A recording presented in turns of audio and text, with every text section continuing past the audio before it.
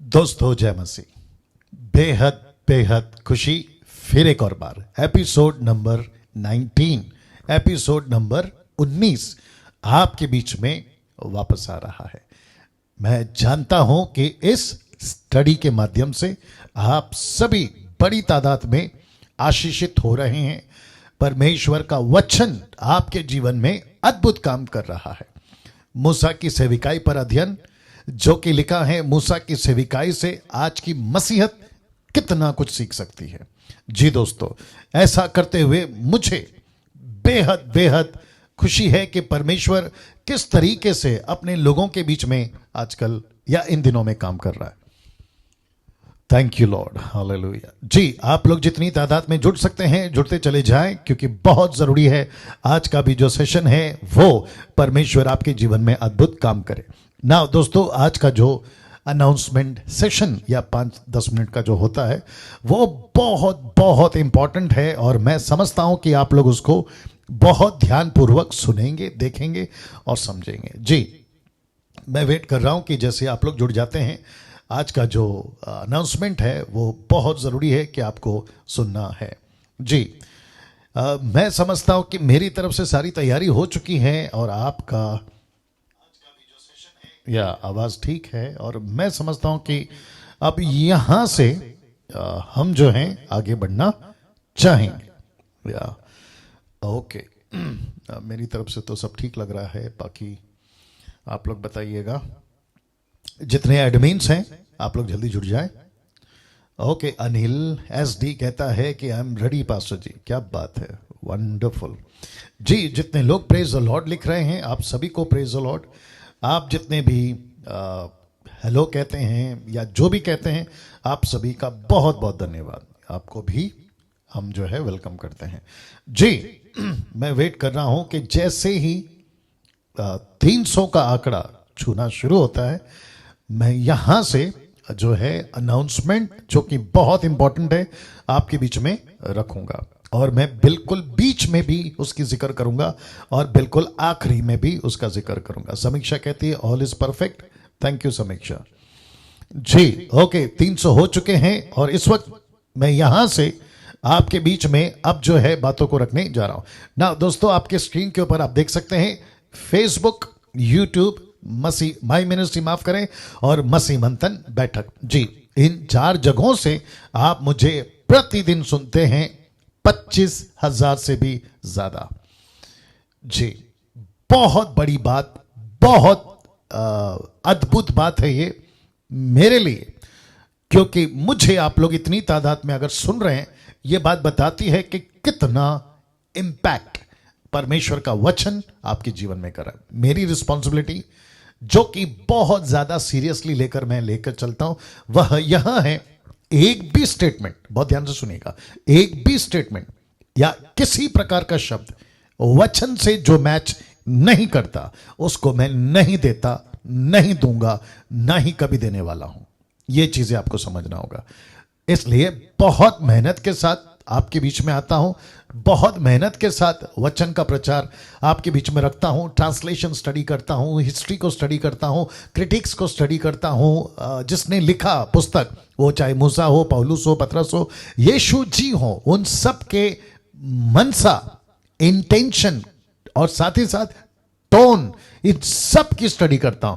क्या है sarcastic और क्या है स्टेटमेंट, उसको तक स्टडी करता हूं और तब जाकर आपके बीच में मैं कोई चीजों को रखता हूं। और मैं समझता हूं यही वजह है कि आप लोग इतनी तादाद में मुझे सुनते हैं। नाउ दोस्तों, मसीह मंथन बैठक जो कि 2020 पर स्टार्ट हो चुका था, गजब का कार्य 2020 में इस मसीह मंथन के प्लेटफॉर्म से या चैनल से मैंने और साथ ही साथ मसीह मंथन के वो सभी प्रीचर्स, मेल एंड फीमेल, सभी ने 2020 में मसीह की देह में बहुत बड़ी छाप छोड़ी है।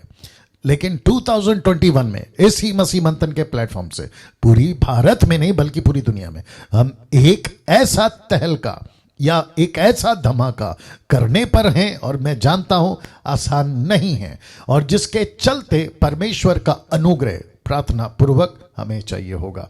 और जिसके चलते मैं आपको जो अभी देख रहे हैं फेसबुक यूट्यूब पर, मैं आपका वेलकम करता हूं।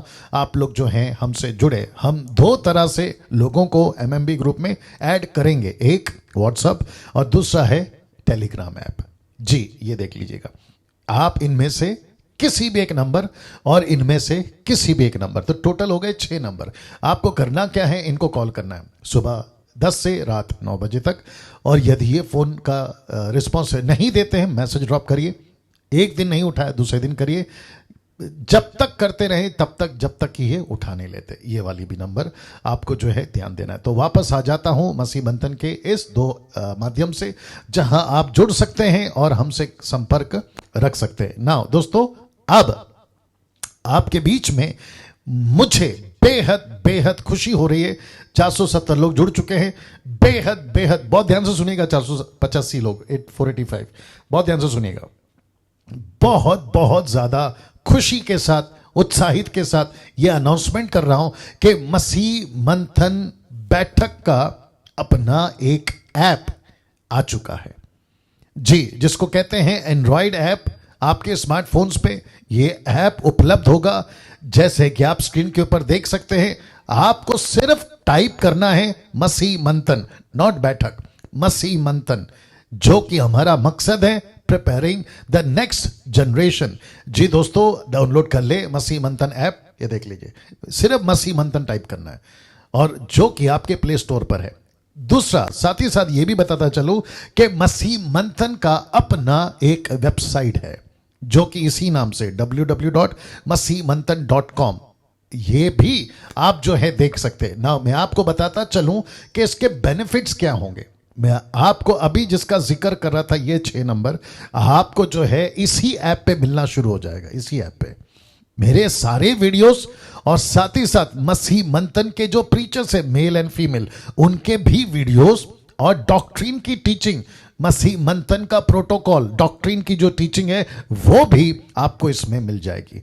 और साथ ही साथ हमारी अपकमिंग मीटिंग्स, हम क्या कर रहे हैं, हमारा विजन क्या है, और साथ ही साथ इसी साल में डैनियल राज और मेरी टीम, मसीह मंथन की टीम, हम जो है पूरे इंडिया में ट्रैवल करने वाले हैं, state to state, district to district, village to village, block to block. वो इसलिए क्योंकि मसीह मंथन के क्या कहते हैं, state, district, village, block coordinators को अपॉइंट करने के लिए, और उसका बेनिफिट ये होगा कि अगर आपके पास में कलीसिया नहीं है तो मसीह मंथन आपको कलीसिया मुहैया करवाएगी, मसीह मंथन की तरफ से, जिनकी शिक्षा सटीक, एक्यूरेट, और साथ ही साथ में वचन के आधार पर होगी। किसी प्रकार का उल्टा सीधा मिलावटी वाला प्रचार ऐसा कलीसिया में आपको नहीं डाला जाएगा। दूसरी चीज मैं आपको यह भी बताता चलूं कि शादी जो कलीसियाओं में होती है बेटे बेटियों की, उसकी भी जो है हमारी तरफ से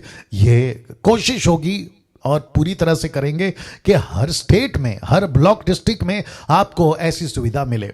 फ्यूनरल मैयत करना है ना, ग्रेवयार्ड की जगह के मुहैया करवाना, वो भी मसीह मंथन आपको देगा। साथ ही साथ बैप्टिज्म, डेडिकेशन सर्टिफिकेट, ये सारी चीजें, और साथ ही साथ सेवक या कोऑर्डिनेटर्स जो वहां काम करेंगे, पास्टर्स, उनको आईडी कार्ड तक हम जो है, जो कि टोटली रजिस्टर्ड ऑफिशियली, पूरी तरह से जिसको कहते हैं ना कानूनी तौर पर, आपको जो है वो मुहैया करवाई जाएगी। अब आप सोच के देखिए कि कितना कुछ है जो 2021 में हम करने पर है। इसलिए मैंने कहा आज का जो सेशन है अनाउंसमेंट का, वो थोड़ा लंबा चलेगा, बर्दाश्त करिएगा।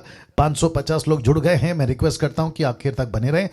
वापस आते हैं, फिर से अनाउंसमेंट कर देता हूं बड़ी खुशी के साथ में कि मसीह मंथन बैठक का अपना एक ऐप आ चुका है, इस नाम से मसीह मंथन ऐप। जितनी जल्दी मेरे मैसेज के बाद, आज के सेशन के बाद, जितनी जल्दी हो सके आपके फोन पर, याद रखो अभी 550 लोग देख रहे हैं, आपके फोन पर मसीह मंथन का ऐप होना चाहिए। साथ ही साथ यूट्यूब के जितने सब्सक्राइबर्स हैं 1,45,000 आपके फोन पर, नेशनली हो या इंटरनेशनली हो, क्योंकि ये मसीह मंथन का ऐप सिर्फ भारत के लिए नहीं बना है, पूरी दुनिया के लिए बना है। आप लोग इसको डाउनलोड कर लीजिएगा और आपके फोन पे मसीह मंथन का ऐप दिखना चाहिए, होना चाहिए, दिखना चाहिए। मुझे लगता है कि मैं आपको बता देता हूं कि मेरे पास में मेरा जो फोन है कहाँ गया, इसको पीछे खींचे नीचे कैसे करूं क्या?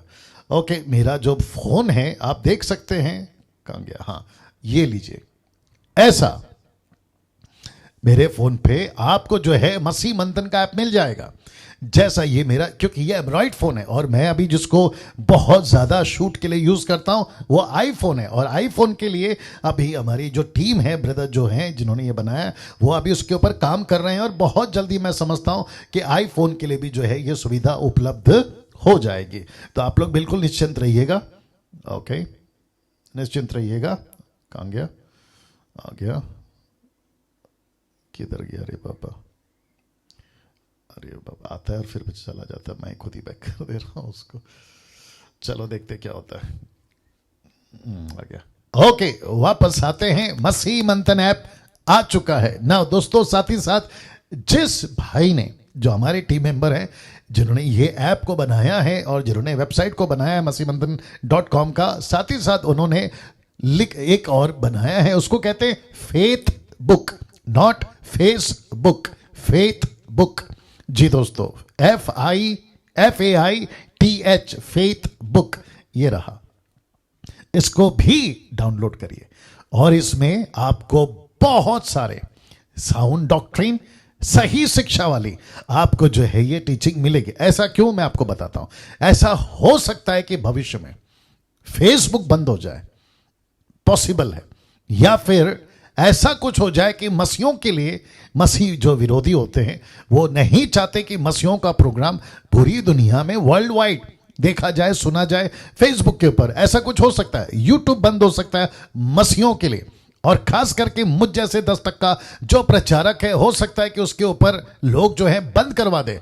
लेकिन ऐसे कुछ जरिए होंगे जिसको लिखा है फेसबुक, तो यहां पे हम जैसे 10% का जो प्रोग्राम है वो चलता रहेगा। तो मैं फिर रिक्वेस्ट करता हूं कि आप इसको डाउनलोड करें, तो आपके फेसबुक, माफ करें, आपके फोन के ऊपर मसीह मंथन का ऐप और फेथ बुक का ऐप, ये दोनों दिखे। और साथ ही साथ आप लोग कभी भी हमारी जो वेबसाइट है उसके ऊपर जा सकते हैं, स्टडी कर सकते हैं, देख सकते हैं। और साथ ही साथ मेरी जो चैनल है, यूट्यूब चैनल डैनियल राज के नाम से, आप लोग उसको भी सब्सक्राइब करते रहें और आगे बढ़ते रहें ना दोस्तों। मुझे अब यहां से आपके बीच में आज का जो स्टडी है वो लाने दीजिए। ओके, और मैं उसको अभी आपके बीच में रखने जा रहा हूं और कुछ चीज़ें आपको थोड़ा सा याद दिलाऊंगा, फिर उसके बाद हम आगे बढ़ेंगे। ओके जी, ओ ओ ओ, एक सेकंड, आ गया जी। ओके, आपको ये हमेशा याद दिलाता हूं कि अब यहां से आगे, तो आपको याद आ गया होगा कि हम कहाँ रुके थे, और जो बीच में 2 दिन का गैप हुआ है, 3 दिन जो भी है, सैटरडे संडे मंडे, हाँ 3 दिन का गैप हुआ है, उसके बीच में हो सकता है कि आपका जो ब्रेन है या जो माता है वो शायद चलना बंद कर देता होगा, क्योंकि बहुत सारी चीज़ें आप लोग सुनते हैं और बहुत सारा प्रचार मैं भी करता हूं, और ऐसा हो सकता है कि आपको ऐसा लगता होगा कि यार ये आ रहा है, वो आ रहा है, मैं कैसे हैंडल करूं। तो कोई दिक्कत नहीं है, आपको सिर्फ थोड़ा सा आपको फ्लैशबैक दिखा देता हूं, रिकैप जिसको कहते हैं वो करवा देता हूं। ये पोस्ट आपको याद होगा जी, ये पोस्ट आपको याद होगा, और इसी पोस्ट में कुछ चीजें रखी थी, 4 बातें। एक है मेरा मेमना, दूसरा है तुम्हारा मेमना, और तीसरा है हमारा मेमना। पहला है मेरा मेमना, दूसरा है तुम्हारा मेमना, तीसरा है हमारा मेमना, और चौथा है मैं और मेमना। क्या बात है, सी दिस। और इसी यीशु की बात कर रहा हूं। तो जो परमेश्वर का मेमना, जिसको परमेश्वर कहता है मेरा मेमना, उसको दे दिया इजरायलियों को, कहा कि ये तुम्हारा मेमना, और फिर पौलुस कहता है कि ये हो गया अभी हमारा मेमना। लेकिन मैंने कहा था एक और स्टेप है, और वो है मैं और मेमना, यानी कि यीशु और मैं, व्यक्तिगत। इस तरीके से रिलेशनशिप आपको रखना है ना। ये भी कहा था कैसे खाना है, और उसमें एक चीज आई थी, ये खमीर, ये खमीर आया था। तो परमेश्वर कहता है कि रोटी आ खमीर, हाँ आ खमीरी, और दूसरा है खमीरी, ओके, जिसको इंग्लिश में कहते हैं अनलेवेंड एंड लेवेंड ब्रेड, ठीक है ना। तो ये क्या दर्शाता है, मैंने ये भी बताया था, ये दर्शाता है पाप को। और साथ ही साथ मैंने ये भी कहा था कैसे खाना है, फुर्ती से खाना है, हाथ में लाठी लिए, कमर बांधे, जूते पहने, कैसे खाना है और उसके लहू के साथ क्या करना है, ये सारी चीजें मैंने आपको बताई थी। अगर जिसने वीडियो नहीं देखी है, एपिसोड नंबर 18, 18 एपिसोड, 18वां नंबर का एपिसोड देखिए, बहुत गजब का है। और मैं समझता हूं कि उसको काफी लोग अभी तक देख चुके हैं। फेसबुक पे कुछ 10-15 हजार, यूट्यूब पे कुछ 10-15 हजार अभी तक, और कल का मैसेज को अभी तक फेसबुक और यूट्यूब मिलाकर 25,000। और मुझे ऐसा लगता है कि जब वेबसाइट और मसी मंथन ऐप जब आ चुका है, बट लोगों तक जा चुका होगा उनके फोन पर, तो मैं समझता हूं कि डैनियल राज को प्रतिदिन, मैं अभी 25 और 50 कह रहा हूं क्योंकि एक व्यक्ति जुड़ता है तो साथ में कोई ना कोई होता है, तो मुझे ऐसा लगता है कि अगले हफ्ते से मैं ऐसा बोल बैठूं, जो कि बोलना उचित भी होगा, कि मुझे प्रतिदिन लाख लोग देखते हैं। लाख लोग, क्या बात हो जाएगी। और इसका इंपैक्ट यहां है कि मैं खैर आजकल कॉल्स नहीं उठा रहा हूं, उसकी कई वजह है, क्योंकि प्रिपरेशन में बहुत टाइम जाता है और मुझे बाकी काम भी होता है, जिसके चलते मैं कॉल्स नहीं उठा रहा। लेकिन आज मैंने कुछ कॉल्स उठा लिए और मैं आपको बताऊं, मैंने कुछ ही कॉल्स उठाए, गजब की रिस्पॉन्स। अफ्रीका से, क्या कहते हैं, अमेरिका से, फिर अपने भारत से, कई जगहों से ऐसी प्रतिक्रिया आई है कि आपके मैसेजेस को सुन रहे हैं और बहुत बहुत नजदीक यीशु के आ रहे हैं। और एक जवान लड़का दिल्ली से कहता है कि मैं टोटल फंसा हुआ था, गड़बड़ी में था, लेकिन जैसे ही आपका मैसेज मैंने सुना और मुझे एक एक चीजें क्लियर हो गई, और खास करके वो जिब्रिश जिसको ये लोग अन्य भाषा कहते हैं, लेकिन बाइबल उसको ग्लोसा कहती है, यानी कि परमेश्वर की लैंग्वेज जो उस वक्त में सुसमाचार को फैलाने के लिए परमेश्वर ने दी थी। और साथ ही साथ कई लोग तो मैसेज भेज रहे हैं, वॉइस क्लिप, ये कहते हुए कि पास्टर डैनियल बहुत आशीष हमने पाई है। तो ये सारी चीजें मैं क्यों बता रहा हूं, मैं इसलिए बता रहा हूं, मैं जानता हूं कि 8:22 हो गए, लेकिन मैं ये सारी बातें इसलिए बता रहा हूं क्योंकि इस तरीके से 2021 में परमेश्वर अपना काम कर रहा है। और मेरी बहुत इच्छा है, मैं दिल से चाहता हूं कि मुझसे बढ़कर 100% में काम हो, नॉट 10%, 100% में काम हो। और ये तभी होगा जो आज के 10% अगर मेहनत करेंगे तो ये 90% को तैयार करेंगे, ठीक है ना दोस्तों, यहां से आगे बढ़ना चाहूंगा क्योंकि मैं आपको बता चुका हूं, मेरा मेमना, तुम्हारा मेमना, हमारा मेमना, मैं और मेमना, ये मैं आपको बता चुका हूं। आंख मेरी और खमीरी, इसका मैं जिक्र कर चुका हूं ना दोस्तों। अब मुझे आपको यहां से आगे ले जाना है। पहले फोटो दिखाता हूं, फोटो देख लीजिए, क्या गजब का फोटो है, वाह। मैं इसको रख रहा हूं कुछ सेकंड तक के लिए। या निर्जला जी कह रही हैं it will be very nice, निर्जला, गॉड ब्लेस यू। ओके जी, काफी लोग देख रहे हैं जो मुझे सुनते हैं और हमारे साथ में हैं sister Elizabeth, sister Shiba, actually मैं उनको शिबा जी, या मीरज से, थैंक यू। ओके, नरेंद्र साहब तो हमेशा जुड़ते हैं, या काफ़ी लोग जुड़ रहे हैं, वंडरफुल। ओके, फोटो आपने देख लिया। ये फोटो आप अगर देख रहे हैं, आपके दिमाग में एक पिक्चर बन रहा होगा, पिक्चर ये बन रहा होगा, वाह, फाइनली 430 साल के बाद में इजरायली 6 लाख के पुरुषों की गिनती के मुताबिक बाहर निकल गए। ये सच है क्योंकि मैंने बताया था फ्राइडे को, निकल चुके हैं, ठीक है ना, क्योंकि पहलोटा मर चुका है और परमेश्वर ने उनको बड़ी शान से, बड़े रुबाब से, बड़ी दबदबाहट के साथ में उनको मिस्र की गुलामी से आजाद किया। और क्या शान से निकल रहे हैं, देखो, ऐसा लिखा है, जो कि मैं भी रखूंगा, भी ज्यादा तो नहीं रखूंगा क्योंकि हम वर्ड्स बाय वर्ड्स नहीं चल रहे हैं, लेकिन हम जो मिनिस्ट्री है मूसा की उस पर बात कर रहे हैं। यूट्यूब फेसबुक वालों बहुत ध्यान से सुनेगा, ऐसे शान से निकले हैं ना कि वहां के लोगों ने हाथ जोड़े हैं, पता है, निकल जाओ यार, तुमको गुलामी बना के रखे थे, निकल जाओ। आ रही है ना बात समझ में? तो इसका मतलब है कि परमेश्वर ने बड़ी शान से इनको यहां से बाहर निकाला ना।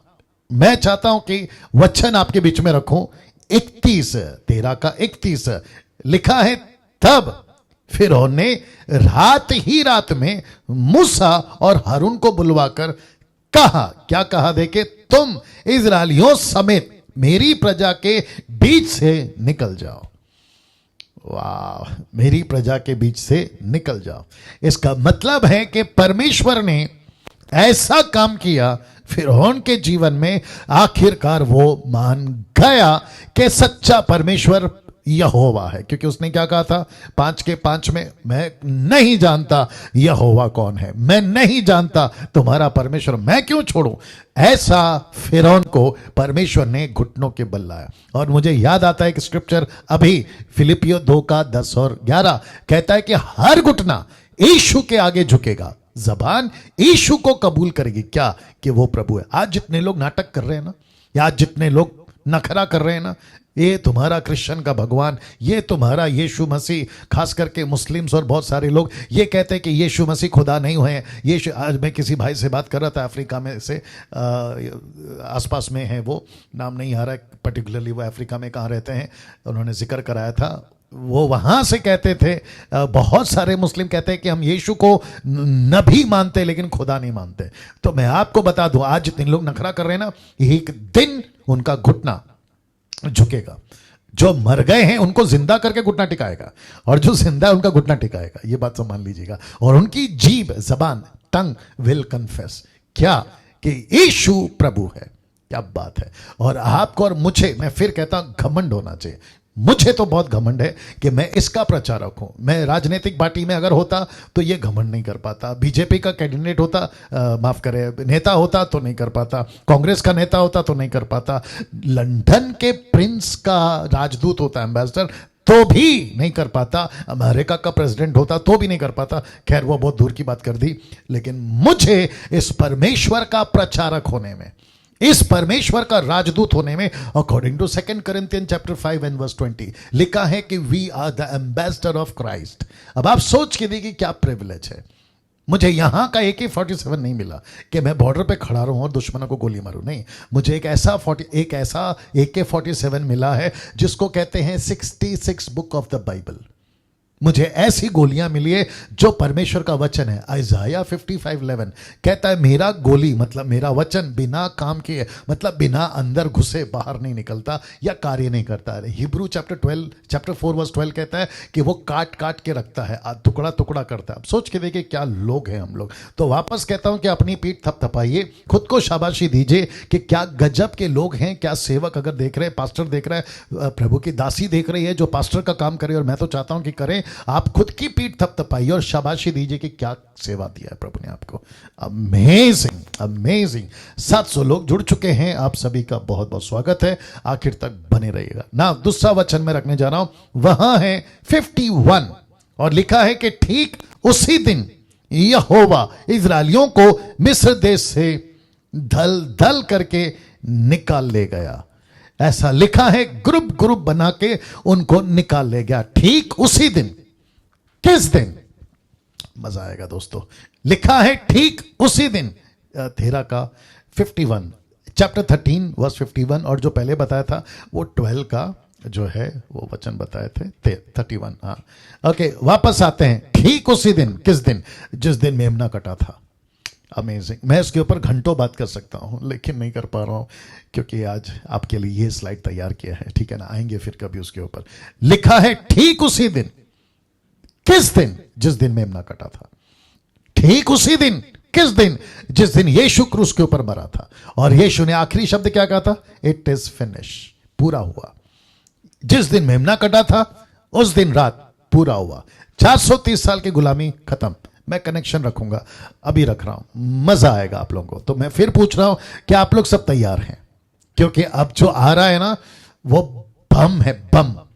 मजा आएगा, एंजॉय कीजिएगा जी। सबसे पहले फोटो देख लीजिए जी, फोटो देख लीजिए। एक तरफ परमेश्वर के लोग और उसका टबरनेकल, दूसरी तरफ कलीसिया, दूसरे शब्द में परमेश्वर के लोग। तो दोनों का कनेक्शन आपके बीच में रखने जा रहा हूं। अमेजिंग। दोनों का कनेक्शन आपके बीच में रखने जा रहा हूं। मैं कोशिश करता हूं ऐसी चीजें, बाइबल की बातों का ऐसा एंगल, मैं आपको सच बताता हूं, प्रतिदिन जिस दिन खत्म होती है उसके नेक्स्ट डे 24 आवर्स मेरे दिमाग में एक ही चीज घूमती है, नेक्स्ट क्या दूं, नेक्स्ट क्या दूं, अगला कैसे दूं। मेरे फेसबुक, माफ करें, लैपटॉप के ऊपर आपको बहुत सारे जो स्लाइड्स का काम प्रति टाइम ऐसा चलता हुआ मिलेगा। मेरी पूरी कोशिश, मैंने शुरू में कह दिया, मेरी पूरी कोशिश है सही कॉन्टेक्स्ट, हिस्ट्री, लैंग्वेजेस, ट्रांसलेशंस और साथ ही साथ लेखक का टोन, कब कहा था, किसको कहा था, कैसे कहा था, क्यों कहा था, ये सारी चीजों को मैं आपके बीच में रखने की एंगल पकड़ता हूं। और यहां पे देख लीजिए कि क्या गजब का एंगल है। एक तरफ है इजराइल ट्रबनैकल, दूसरी तरफ है कलीसिया आज की। अब कनेक्शन देखना चाहोगे, रख रहा हूं। तो मैं फिर पूछूंगा कि आप लोग अगर तैयार हैं, पेपर पेन आपका। अच्छा, एक और चीज याद आ गई। आज जिन लोगों से मैं बात कर रहा था वो कह रहे थे कि हम लोग घर पर आपको जो है सेट करके सभी लोगों के साथ देखते हैं। मैं फिर कहूंगा, ऐसा कर रहे हैं आप लोग, अप्रिशिएट करता हूं, सल्यूट करता हूं, लेकिन मुझे उसकी है ना 2-3 सेकंड की वीडियो भेजिए।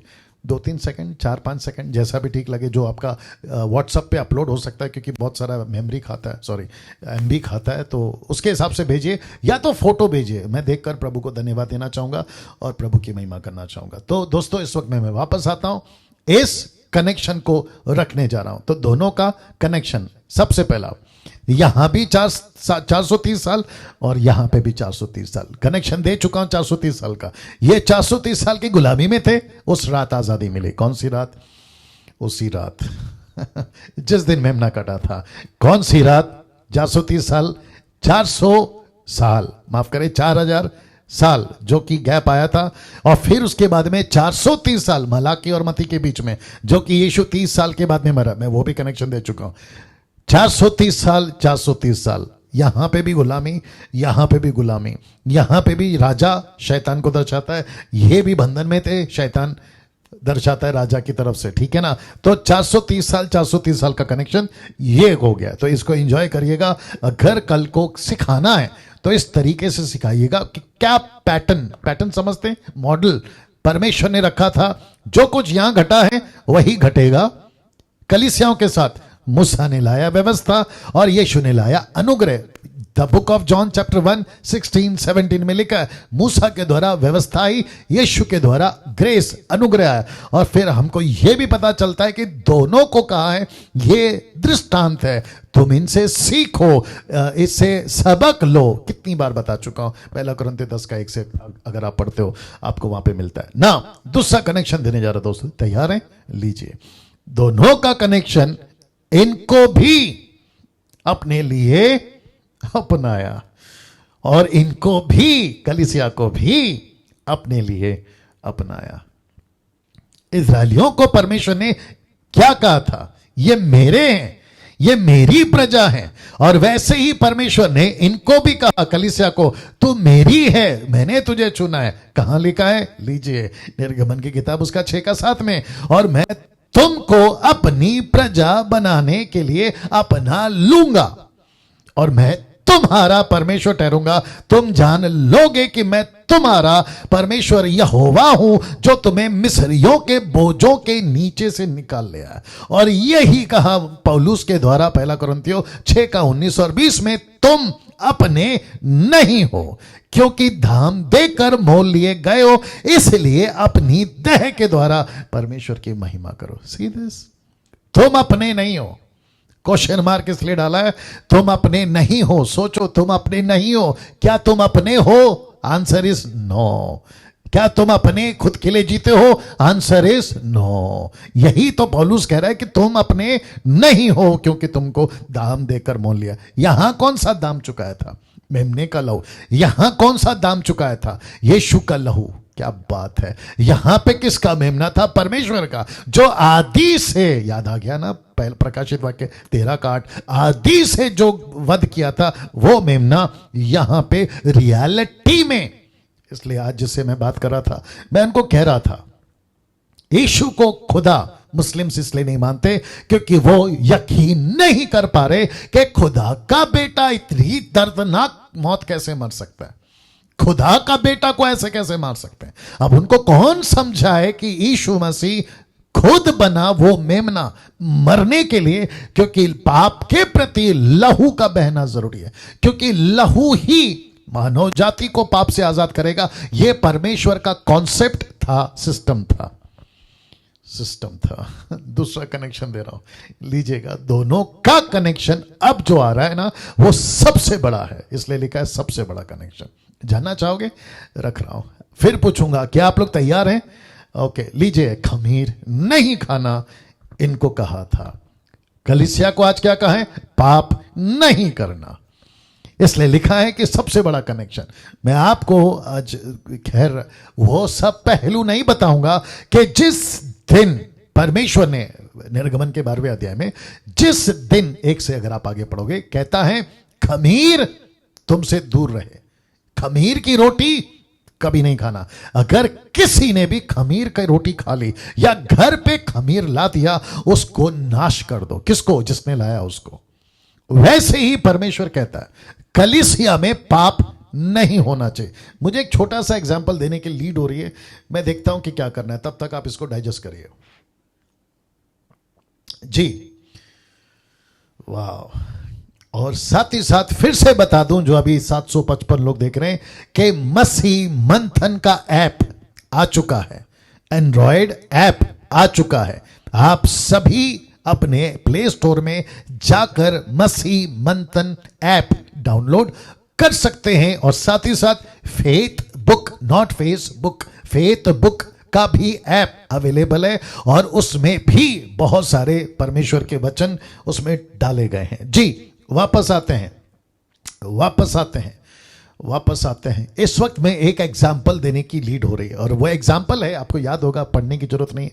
यूहन्ना की किताब उसका 5 का 1 से लेकर 13-14 तक, एक व्यक्ति था जिसको 38 साल से रोग था, उठ नहीं सकता था, चल नहीं सकता था, बीमार था। उसने कहा मैं पानी हिलता नहीं डाल सकता क्योंकि मेरे पास कोई नहीं है। फिर यीशु ने कहा कि ठीक है तू ठीक होना चाहता है। उसने कहा मैं ठीक होना चाहता हूँ। यीशु ने कहा उठ, अपनी खाट उठा, और वो चलने लगा, ठीक हो गया। और फिर उसके बाद में जब लोगों ने पूछा तुझे किसने ठीक किया, वो नहीं बता पाया क्योंकि वो नहीं जानता था।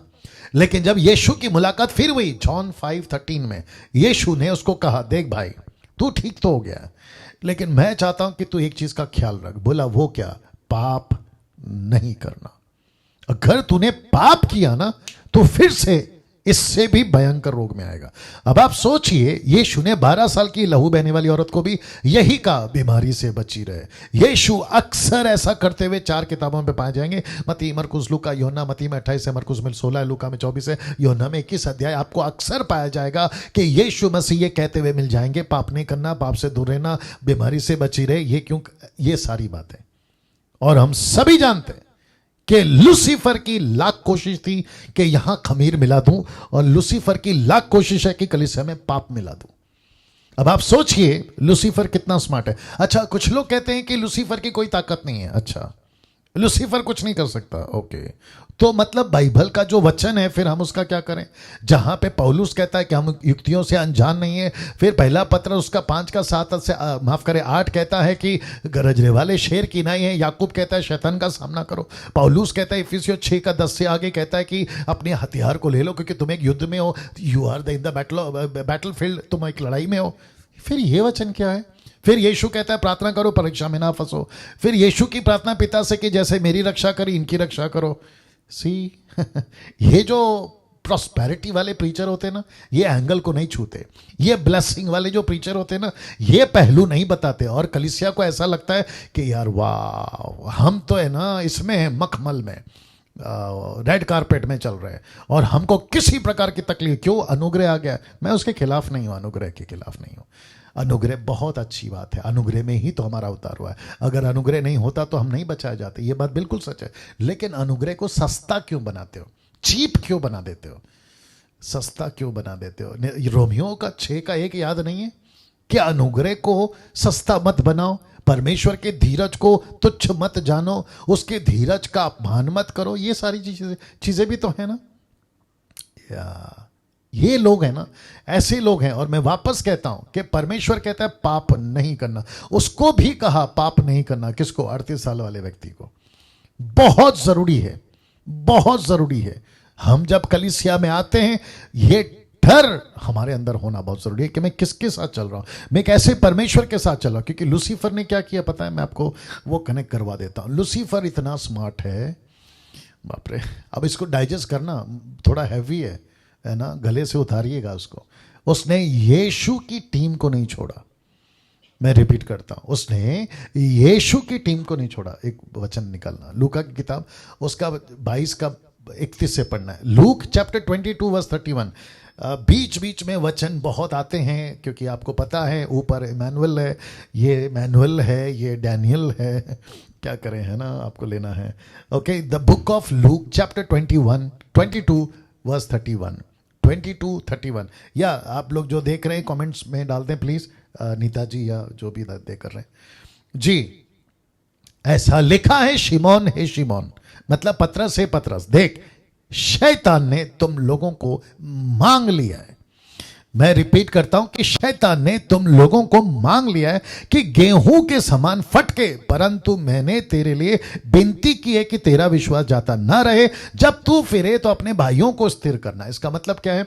यीशु के रहते हुए लूसीफर पतरस को मांग रहा है, बाकी चेलों को मांग रहा है, और एक को यूदा इस्करियोत को तो ऐसा मांग लिया कि लास्ट तक नहीं पलट पाया या नहीं सुधर पाया, और ऐसी मौत मरा। यीशु ने भी कहा इसी लाइन को, पतरस ने भी कहा इसी लाइन को, कि अगर वो पैदा ही नहीं होता तो उसके लिए अच्छा था।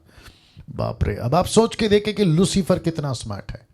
मैं फिर कहता हूं, यहां खमीर की वार्निंग, यहां पाप की वार्निंग। मजाक नहीं है ना मिनिस्ट्री, मजाक नहीं है ना यीशु, मजाक नहीं है ना चर्च या संगति, या आप जहां जाते हैं उठते बैठते हैं, मजाक नहीं है ना। मुझे नहीं पता कि पास्टर्स लोग ये सब प्रचार करते हैं कि नहीं करते। अगर करते हैं 10% की गिनतियों में, उनको सलूट है, लेकिन अगर नहीं करते हैं तो बेड़ा गर्क तो उनका भी हुआ है, और जो उनके पीछे चल रहे हैं ना लाखों हजारों की तादाद में, उनका भी बेड़ा गर्क हुआ है। क्योंकि यहां के लोग नहीं बचे, ये बता दूं मैं आपको, अभी रखूंगा मैं वचन। यहां के लोग नहीं बचे, जानते क्यों नहीं बचे?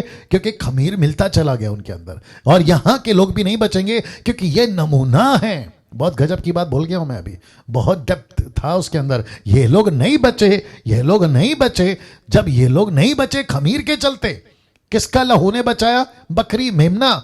लेकिन यहां कैसे बचेंगे? क्योंकि यहां तो यीशु का लहू है, यहां तो अपमान यीशु का है। इसलिए तो लिखा ना इब्रानियों की किताब उसका 10वां अध्याय वचन 25-26 से, अगर तुम फिर भी करते हो तो एक ऐसी भयंकर आग बाढ़ जो तुमको खत्म कर देगी। लिखा है कि नहीं लिखा है?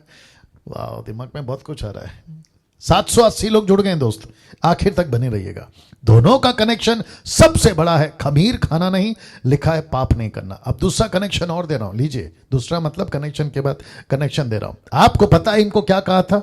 इनको कहा था 10 आज्ञा का पालन करो। सही इनको दी गई थी 10 आज्ञा का पालन करो, और इनको उठते बैठते आते जाते। और एक बताता हूं व्यवस्था विवरण उसका 27 का एक देना, मेरी शायद याददाश्त अगर ठीक है। डेटरोनॉमी चैप्टर 27 वर्स 1। आजकल बहुत बाइबल पढ़ रहा हूँ, बहुत स्टडी कर रहा हूँ, तो कभी कभी है ना क्या बोलते हैं, ये हो जाता है 27 का 1, जगलिंग बोलते हैं ना उसको, वो हो जाता है। हाँ, यही है व्यवस्था विवरण 27 का 1।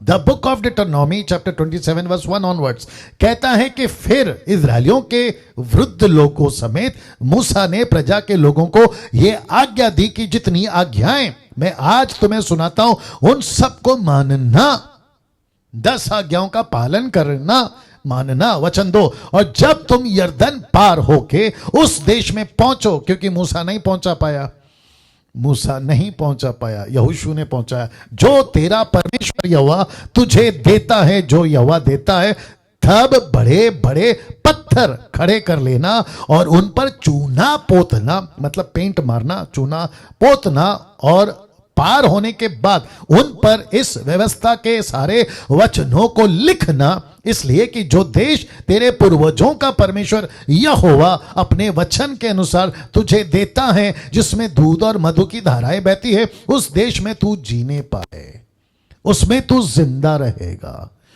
वाह यहां लिखा है 10 आज्ञाओं का पालन कर, और ऐसा पालन कर कि जब तू वहां पहुंचे, कहां? यरदन पार, तो सफेद पेंट पत्थरों पर मारना, चट्टानों पर मारना, और वचन लिखना, ताकि आते जाते उठते बैठते अड़ोसी पड़ोसी, बाहर का अंदर का, देशी विदेशी, ये सब पढ़ें। और वो इसलिए पढ़ें ताकि वो जिंदा रहें। और आपको पता है अब हमको कौन सी आज्ञा मिली है? यीशु की आज्ञा पालन करो, क्योंकि यीशु ने खुद कहा है, आदि में परमेश्वर ने क्या कहा, यीशु ने क्या कहा, आदि में वचन था, वचन परमेश्वर के साथ था और वचन खुद परमेश्वर था और वचन ही देहधारी हुआ। लिखा है कि नहीं लिखा है दोस्तों? पहला यूहन्ना, माफ करें, यूहन्ना 1:1 और 1:14 बताइए। तो यीशु खुद आज्ञा है, तो यीशु की आज्ञा पालन करो। यीशु ने कहा ये ऐसा है, ऐसा ही करो, ऐसा नहीं है ऐसा मत करो। यीशु को नहीं सिखाना, नहीं तो तुम सिखाने के लायक नहीं रहोगे और टिकने के लायक नहीं रहोगे। ये आपको समझना बहुत जरूरी है। तो वापस आते हैं, यीशु की आज्ञा पालन करो। ये कनेक्शन देखिए आप। ओके, नाउ आप इसको देखिए दोस्तों, इसको कहते हैं वार्निंग कनेक्शन, चेतावनी का कनेक्शन, वार्निंग कनेक्शन। क्यों रख रहा हूं लिखा है लास्ट डेस्टिनी प्रॉमिस लैंड। किनका? इनकी लास्ट डेस्टिनी कहां थी?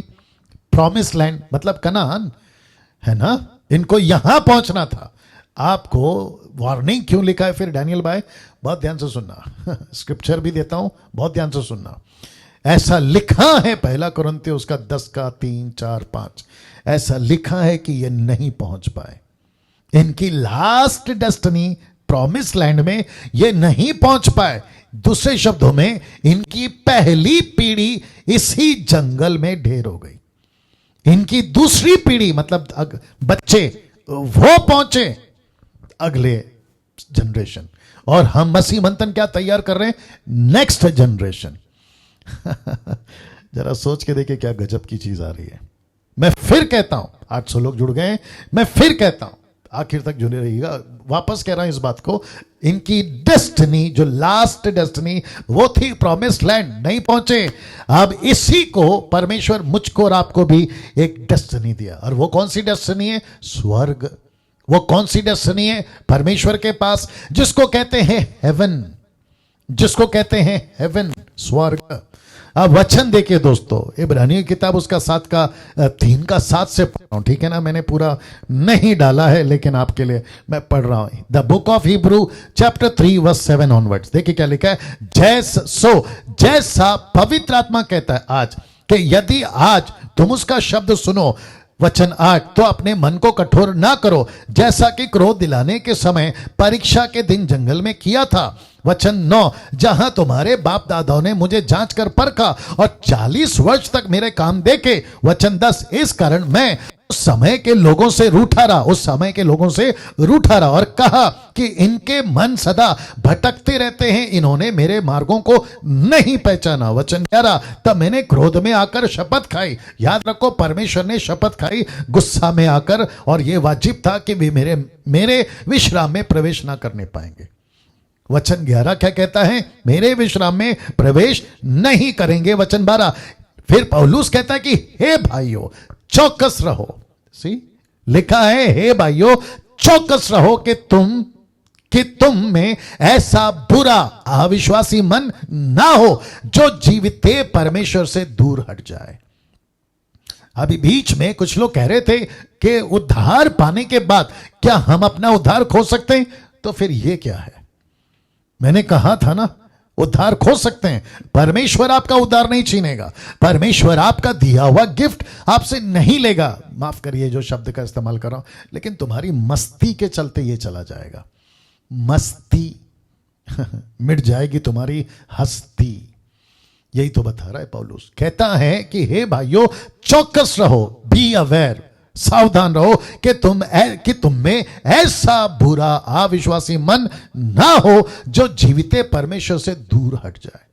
फिर कहता है वचन 13, वरन जिस दिन तक आज का दिन कहा जाता है, हर दिन एक दूसरे को समझाते रहो, एक दूसरे को समझाते रहो। यही तो काम कर रहा है डैनियल राज, एक दूसरे को समझाते रहो। ऐसा ना हो कि तुम में से कोई जन पाप के छल में आकर कठोर हो जाए। वचन 14, क्योंकि हम मसीह के भागी हुए हैं, यदि हम अपने प्रथम भरोसे पर अंत तक धीरता से स्थिर रहें, अंत तक दृढ़ता से स्थिर रहें। वचन 15, जैसा कहा जाता है कि यदि आज तुम उसका शब्द सुनो तो अपने मनों को कठोर ना करो, जैसा कि क्रोध दिलाने के समय किया था। वचन 16, भला किन लोगों ने सुनकर क्रोध दिलाया? क्या उन सब ने नहीं जो मूसा के द्वारा मिस्र से निकले थे। वचन 17, वह 40 वर्ष तक किन लोगों से रूठा रहा? क्या उन्हीं से नहीं जिन्होंने पाप किया? उनकी लौथें जंगल में पड़ी रही, उनकी लाशें जंगल में पड़ी रही। वचन 18 कहता है, उसने किनसे शपथ खाई कि तुम मेरे विश्राम में प्रवेश ना करने पाओगे? केवल उन्हीं से जिन्होंने आज्ञा ना मानी,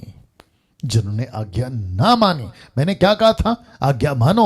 उन्होंने 10 आज्ञा का पालन नहीं किया, उनको सजा मिली। सोचो अगर आज आप यीशु की आज्ञा नहीं मानते तो ऐसा लिखा है कि तुम भी वंचित रह जाओगे उस प्रतिज्ञा के देश से, प्रॉमिस लैंड से। इसलिए वार्निंग लिखा है। वचन 19, सो हम देखते हैं कि वे अविश्वास के कारण प्रवेश ना कर सके, क्योंकि ये अविश्वासी हो गए थे। नाम के विश्वासी। ऐसे मसीह समाज में आज कितने आप ही बताइए? चर्च जाते हैं लेकिन विश्वासी कहते हैं, लेकिन प्रभु कहता है अविश्वासी है।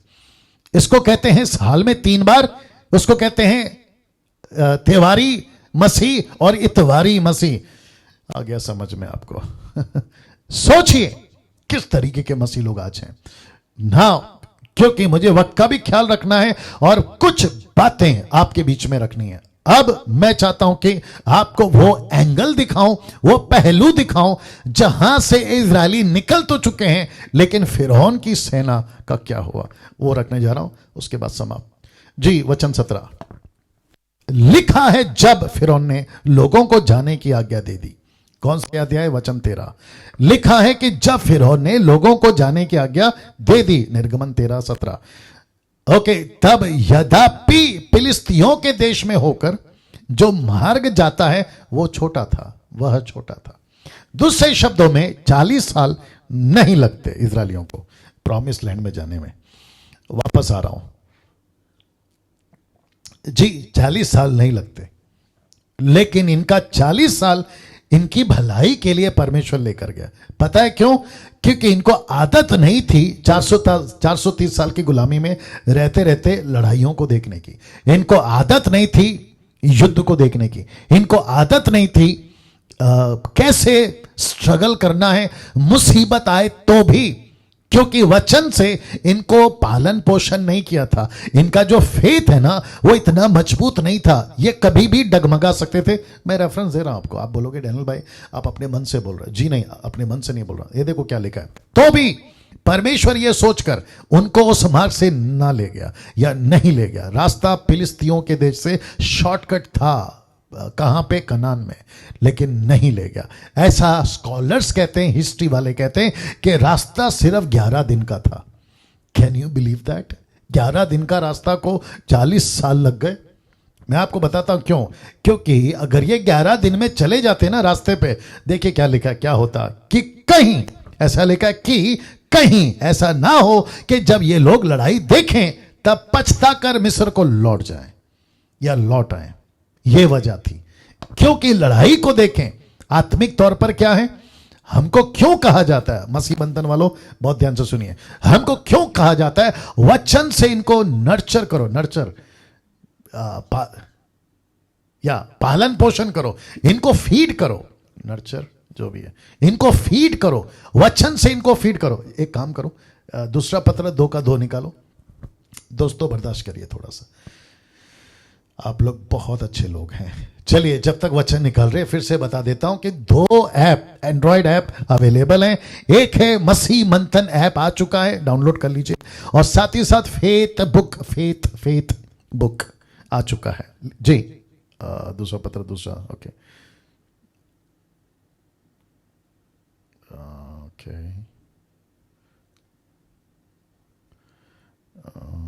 दूसरा पत्र, पहला पत्र इसका 2 निकालो जल्दी से।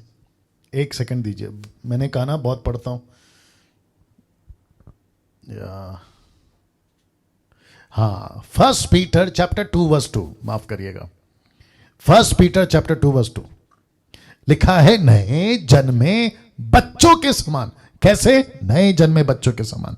ऐसा लिखा है, नए जन्मे बच्चे के समान निर्मल आत्मिक वचन की दूध की लालसा करो। क्योंकि वचन हिंदी में नहीं आया लेकिन इंग्लिश में जरूर आया, तो जो इंग्लिश वाले वो डाल देंगे। 1 पीटर चैप्टर 2:2 डाल दीजिएगा प्लीज। लिखा है, नए जन्मे हुए बच्चे के समान निर्मल आत्मिक वचन दूध की लालसा करो। बच्चे को क्या चाहिए? जो बिल्कुल बेबी बॉर्न है, बच्चा है, दूध चाहिए। और आपको पता है ना, जितने माता पिता है, अगर बच्चे को दूध नहीं मिला रात में दिन में, कैसी चीख लगाता है, कैसे तड़पता है, कैसे चिल्लाता है, और क्या उसकी भूख जब तक नहीं मिलती घर को हल्ला मचा देता है। वैसे ही आपकी अंदर की आत्मा जब मसीह में आती है ना, वो बच्ची होती है, बच्ची होती है। दूसरे शब्दों में उसके अंदर बच्चा है। आत्मा संसार में था ना, मरा हुआ था, उसको यीशु ने जिंदा किया अपने उद्धार देकर, ठीक है ना। अब उसको चाहिए आत्मिक खाना, उसको नर्चर, उसको आत्मिक खाना चाहिए, उसको वचन से नर्चर करो। हाँ, ये वर्ड आ गया अच्छा वाला जी। वचन से उसको है ना पालन पोषण करो, तब जाकर वो मजबूत होता है। तो प्रभु को मालूम था कि ये 430 साल से, बाइबल का तो दूर की बात है, मतलब व्यवस्था तो था भी नहीं, बाइबल तो था भी नहीं, लेकिन जो कुछ इनको सिखाना था, अब्राहम का परमेश्वर, इसहाक का परमेश्वर, याकूब का परमेश्वर, ऐसा जो सिखाना था ना, वो उनको नहीं था। और साबित कर चुका हूं पिछले एपिसोड्स में। अगर सिखाए होते तो राजा को पता होता कि कौन है, जबकि लिखा है कि राजा भूल गया कि परमेश्वर कौन है, याद आया ना। इसी के चलते परमेश्वर कहता है कि एक ऐसी लंबी शॉर्टकट, माफ करे, एक ऐसा लंबा रास्ता परमेश्वर लेकर गया जो कि लाल समंदर से होकर निकलता है। मैं आज ही उसको फिनिश करूंगा। मैं जानता हूं कि थोड़ा सा टाइम होगा। या थैंक यू निर्जला जी। या लिखा है, यद्यपि फिलिस्तियों के देश में होकर जो मार्ग जाता है वो छोटा था, बहुत छोटा, इतना छोटा कि 11 दिन में प्रॉमिस लैंड में जा सकते थे। लेकिन इनकी एक दिक्कत थी, इनको आदत नहीं थी लड़ाइयों की। बाप रे, क्या करूं, और एक आ रहा है, बोल देता हूं। आज बहुत सारे मसीह लोग मुझे कॉल करते हैं, और आप लोगों को भी पता होगा, आप लोगों को भी अनुभव मिला होगा, जैसे ही छोटी सी लड़ाई अपने आत्मिक जीवन में देखते हैं, हार मान जाते हैं जी, हार मान जाते हैं। और फिर इनको ऐसा लगता है, यार ये हो क्या रहा है, मैं अभी अभी तो छूटा हूं, मैं अभी अभी तो उद्धार पाया हूं, 1 हफ्ता नहीं हो गया उद्धार पाकर, बपतिस्मा मैंने अभी तो लिया है, लेकिन ये अचानक से लड़ाई क्यों, कुछ भी ठीक नहीं हो रहा। मैं जब अविश्वासी था सब ठीक था, रखूंगा इसमें भी रखूंगा, मैं जब अविश्वासी था सब ठीक था, माना थोड़ा तकलीफ था लेकिन सब ठीक था। लेकिन मुझे तो यह पता चला कि यीशु में आकर सब ठीक हो जाता है, लेकिन यहां तो लड़ाई चल रही है। ये देखो ना लड़ाई, ये देखो लड़ाई चल रही है। तब परमेश्वर ने कहा कि ये नहीं झेल पाएंगे, क्योंकि इनकी रूह, इनकी आत्मा वचन, दूध आत्मिक वचन से तृप्त नहीं है। लेकिन दोस्तों, मैं आपको यह भी बता दूं, हम मसीह लोग हैं, हम इनकी तरह नहीं हैं। हम यीशु के लोग हैं, कलीसिया के लोग हैं, आत्मिक लोग हैं, वाचा के लहू के लोग हैं, और हम ऐसे लोग हैं जिसको यीशु ने अपनी प्रजा, अपनी कलीसिया, अपनी दुल्हन का है। अब आप सोच के देखिए, और यीशु कहता है मैं तुमको लड़ाई में डालूंगा। इसलिए तो पौलुस कहता है ना इफिसियों 6:10 से आगे, वो कहता है कि तुम बैटल फील्ड में हो, तुम लड़ाई में हो, अस्त्र शस्त्र धारण कर लो, क्योंकि इनको नहीं दिया था वेपन, लेकिन हमको दिया है। और हमारे वेपन का नाम क्या है? The word of God. क्या बात है, हमारे को जो वेपन दिया है अकॉर्डिंग टू हिब्रू 4:12, हमको वेपन दिया है जो परमेश्वर का वचन, जिसको कहते हैं तलवार। और लूसीफर को किससे डर है? इसी वेपन से। क्या करूं, और एक आ रहा है, लूसीफर को डर है वेपन से। कौन से डर? वेपन से, वर्ड ऑफ गॉड। मैं फिर कहता हूं, आपको म्यूजिक बजाना आ रहा है या नहीं आ रहा है सेकेंडरी है, दूसरी बात है, मत पढ़ो उसके पीछे, पागल मत हो जाओ। आपको गाने की, स्तुति आराधना के गाने की बात कर रहा हूं, मसीह वर्शिप की बात कर रहा हूं, संसार की नहीं, ठीक है ना। म्यूजिक आता है या नहीं आता है सेकेंडरी है, गाना आता है या नहीं आता है सेकेंडरी है। क्योंकि आजकल लोग कहते हैं, कुछ लोग हैं हमारे मुंबई में भी, जो कहते हैं गाना सीखो, गाना सीखो, प्रभु को आराधना चाहिए। ऑफकोर्स चाहिए, लेकिन तरीका तुम्हारा वाला गलत हो गया दोस्त। उसके ऊपर फिर कभी आऊंगा, हालांकि बहुत सारी वीडियो बना चुका हूं, लेकिन अभी आता हूं अलग तरीके से। परमेश्वर के लोगों को कहते हैं गाना सीखो, गाना सीखो, म्यूजिक सीखो, म्यूजिक सीखो, लेकिन परमेश्वर कहता है कि तुमको मैं लड़ाई में डालूंगा। वेपन कहां है? वेपन जिसको कहते हैं वर्ड ऑफ गॉड, जिसको कहते हैं वचन, वो कहां है? मैं फिर बताता हूं, और इन सबको मैं जानता हूं, 20 साल से मैं खुद ही रहा हूं अंदर वर्शिप में। आ रही है ना बात समझ में? तो जिसके पास वचन है वो मजबूत खड़ा रहेगा। यही तो यीशु ने भी कहा ना मत्ती 7:24 में, कौन सा घर है? 2 प्रकार का, एक चट्टान पे, दूसरा रेत पर। कौन सा घर नहीं टिका आप ही जानते हैं, और कौन सा टिका ये भी आप जानते हैं। तो बेस कौन है? वचन। वचन कौन है? यीशु। यीशु को नाम क्या दिया? चट्टान। सी तो जो रास्ता छोटा था उसको लेकर गया अलग से। वचन 18, इसलिए परमेश्वर ने उनको चक्कर खिलाकर लाल समंदर के जंगल के मार्ग से ले चला और इजरायली पांति बांधे हुए मिस्र से निकल गए। हालांकि उस रात को तो निकल गए, लेकिन इनको पहुंचना क्या था कनान में। तो इनको कौन सा रास्ता दिखाया? फिलिस्तियों का नहीं, ये वाला, नॉट दिस वन, ये फिलिस्तियों का देश नहीं, यहां से नहीं ले गया, लेकिन इनको लेकर गया। लिखा है चक्कर खिलाकर लाल समंदर, रेड सी जिसको कहते हैं, ठीक है ना। अब ये रेड सी के ऊपर भी बहुत सारे डिबेट चल रहे हैं कि वो रेड सी सिर्फ रेड सी था, नाम था, अलाना था, फलाना था, मेरे को नहीं जाना है। बट मेरे को चाहिए कि लाल समंदर को फाड़ा है मतलब फाड़ा है, चीरा है मतलब चीरा है, रास्ता निकाला है मतलब निकाला है, ठीक है ना। चक्कर खिलाकर लाल समंदर के जंगल के मार्ग से ले चला। अब आप सोचिए, मैं सिर्फ ऐसे ही बोल रहा हूं, आप सोचिए अगर ऐसा पता चलता किसको? इजरायलियों को, जो कि बाद में पता चला 40 साल के बाद, लेकिन तब तो बुढ़े हो गए थे, मर भी गए लोग। जब इनको पता चला होगा कि प्रभु जी जबकि रास्ता 11 दिन का था, आपने चक्कर क्यों लगवाया? तब आपको पता है परमेश्वर क्या बोलता? बेटा, अगर मैं तुमको चक्कर लगाकर लाल समंदर से 40 साल के सफर में नहीं ले जाता ना, तो तुम लड़ाई देखकर खुद ही चक्कर आ जाता, तुमको लड़ाई देखकर ही चक्कर आ जाता। आ रही है ना बात समझ में? तो मैं फिर कहता हूं, परमेश्वर को पता था ये लड़ाई में नहीं टिकेंगे, जिसके चलते परमेश्वर चक्कर खिलाकर लाल समंदर के जंगल में ले चला। अब आगे देखिए, और इजरायली पांति बांधे हुए मिस्र से निकल गए। वचन 20, फिर उन्होंने सुक्कोत से कूच करके जंगल की छोर पर एताम में डेरा किया। यह भी परमेश्वर की योजना थी, मैं आपको बताऊंगा बाद में क्यों, लेकिन आज ही बताऊंगा। और यहोवा उन्हें दिन को मार्ग दिखाने के लिए मेघ के खंबे, जिसको कहते हैं बादल का खंबा, दिन में, और रात को उजियाला देने के लिए आग के खंबे में होकर उनके आगे आगे चला करता था। क्या बात है दोस्तों! ना बिजली का बिल, ना किसी प्रकार की इलेक्ट्रिसिटी चाहिए, ना किसी प्रकार का चार्जर चाहिए, ना किसी प्रकार का टॉर्च चाहिए, ना किसी प्रकार का जनरेटर चाहिए 6 लाख लोगों को ले चलने के लिए। ऐसा लिखा है कि सुपर नेचुरल आग का उजाला इनको रात में दिखाने के लिए खंबा बनकर आता था। मैं फोटो दिखाऊंगा आपको। और साथ ही साथ में मेघ यानी बादल का खंबा दिन में, ऐसा करते हुए परमेश्वर ले चला जिससे वे रात और दिन दोनों में चल सके। वचन 22 कहता है, उसने ना तो बादल के खंबे को दिन में हटाया दिन में, और न रात को खंबे को रात में लोगों के आगे से हटाया। ना बादल को हटाया, ना खंबे को हटाया, मतलब आग का खंबा। सोचिए क्या अद्भुत। और मैं अगर वहां होता, अभी जो मैं आपको टीच कर रहा हूं, मैं अगर वहां होता, मैं यही देखकर समझ जाता कि यार क्या परमेश्वर है। मैं यही देखकर समझ जाता, और मैं समझ जाता कि एक ऐसा परमेश्वर है जो हमको इस तरीके से लेकर चलता है, जो दिन में रात में संभालता है।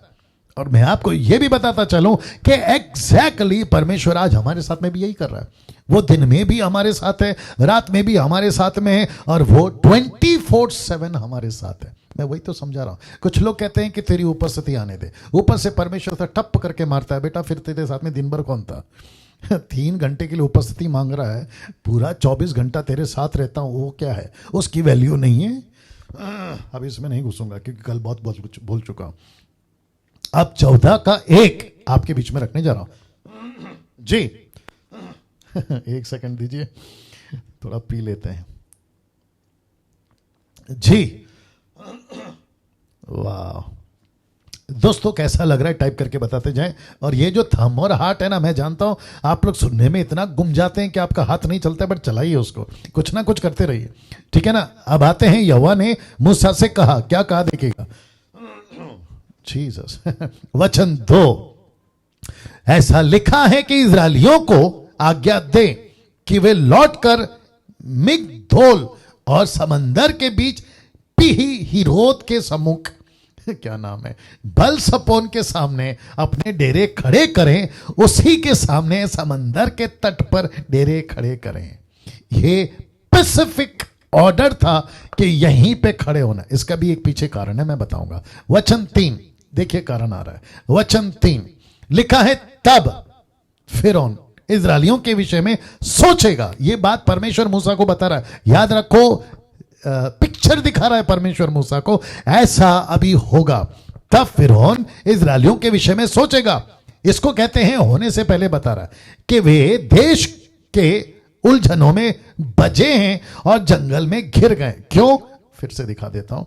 क्योंकि फिरौन को ऐसा लगेगा कि जो रास्ता 11 दिन का है, जो सीधा रास्ता जाता है, इनका लगता है जीपीएस खराब हो गया। फिरौन को लगेगा, ऐसा लगता है कि मूसा गलत मिल गया, बुढ़ा हो गया ना, 80 साल का, रास्ता नहीं दिखा सकता। उसको लगा ये लोग फंस गए। वापस दिखा देता हूं, फंस गए। तो ये ऐसा कहेगा, कहां गया कहां गया कहां गया, ये ऐसा कहेगा, कहां गया, हाँ ये देखो, वे देश के उलझनों में बजे हैं, मतलब फंस गए और जंगल में घिर गए, ऐसा फिरौन को लगेगा। और ये सारा मैं कर रहा हूं। कौन बोल रहा है? परमेश्वर बोल रहा है कि तू अब ऐसा कर, क्योंकि फिरौन वहां पे ऐसा सोच रहा है। My God. तो पौलुस कहता है तुमको लगता है कि हम पागल हैं, लेकिन हम पागल नहीं है, अच्छे अच्छों के होश ठिकाने लगा सकते हैं। पौलुस कहता है कि दुनिया की नजर में हम मूर्ख हैं, लेकिन अच्छे अच्छों के चित्त ठिकाने लगा सकते हैं। अब सोच के देखिए, इसलिए कभी कभी है ना, मुंबई में बोलते हैं, बाकी का तो नहीं पता, एड़ा बन के पेड़ा खाओ। आपने कभी सुना है कि नहीं सुना मालूम नहीं, एड़ा बन के पेड़ा खाओ। हम दिखते हैं तुमको पागल जैसे, हम दिखते हैं तुमको एड़े जैसे, तुमको लगता है कि हम गलत रास्ते पे जा रहे हैं, तुमको लगता है कि हम कंफ्यूज हो गए, लेकिन हमको परमेश्वर ने पर्पसली ऐसा रखा है, यहां पे हमको ऐसा रखा है यहां पे, ताकि तुम्हारी जो क्या करूं, तुम्हारी जो होशियारीगिरी है ना, उसको खत्म कर सके। और ये ना बात समझ में। तो फिरौन को लगा ये फंस गए, इनको पता नहीं है, अब मैं ऐसा करूंगा कि रास्ता इनका जाना था फिलिस्तीन की तरफ से, लेकिन ये चले गए जंगल की तरफ, और ऐसा रास्ता जहां पे डेड एंड है। डेड एंड समझते हैं, रास्ता ही नहीं है। बोला क्यों? बोला अगर सीधा जा रहे हैं तो इनको समंदर मिलेगा। बाप रे, इनको समंदर मिलेगा, और एक्सक्यूज मी, इनको समंदर मिलेगा, और समंदर के आगे तो रास्ता ही नहीं है। अब टाइटैनिक शिप थोड़ी है कि सबको लेके जाके पार पहुंचा देगा। यार क्या करूं, सोच के देखिए दोस्तों, क्या गजब का परमेश्वर है। और ये सब क्यों? परमेश्वर बता रहा है। अच्छा, इसको मैं ऐसा भी कनेक्ट कर सकता हूं, अभी कनेक्शन आ रहा है इसलिए दे रहा हूं, नहीं तो पहले आता तो जोड़ देता इसके अंदर। कभी कभी मसीह लोग पूछते हैं यीशु को आने में इतनी देरी क्यों हो रही है, यीशु जल्दी क्यों नहीं आ रहा है, ये इतना लेट क्यों हो रहा है। और शत्रु सोचता है ये लोग फंस गए। ये देखो ना, बजे उलझनों में बचे, मतलब ये फंस गए, इनको रास्ता नहीं दिख रहा है, ये गिर गए। कभी कभी मसीह लोग पूछते हैं यीशु को आने में इतनी देरी क्यों हो रही। अब उनको कौन बताए कि यहां का कैलेंडर अलग है, वहां का कैलेंडर अलग है, यहां की घड़ी अलग है, वहां की घड़ी अलग है। यहां सेकंड मिनट एंड आवर्स में चलता है, लेकिन वहां सीजन चलता है, और सीजन की कोई घड़ी नहीं होती। क्या बात है। अरे ये ना बात समझ में। सोच के देखिए, हम मसीह लोगों ने कितना खुद को मजबूत करना है। जितना दे रहा हूं लेते जाइए। वचन 4, तब मैं फिरौन के मन को कठोर कर दूंगा। ये तो परमेश्वर का बाएं हाथ का खेल है। मैं फिरौन के मन को कठोर कर दूंगा, और वह उनका पीछा करेगा। किसका? इजरायलियों का। और पीछा कहां करेगा? ये जगह, ये जगह, ये जगह, ये जगह, यहां पे पीछा करेगा, यहां पे पीछा करे, ना नॉट यहां पे, ये वाला पीछा करेगा, यहां पीछा करेगा। क्या लिखा है देखो, इजरायलियों को आज्ञा दे कि लौटकर मिगदोल समंदर के बीच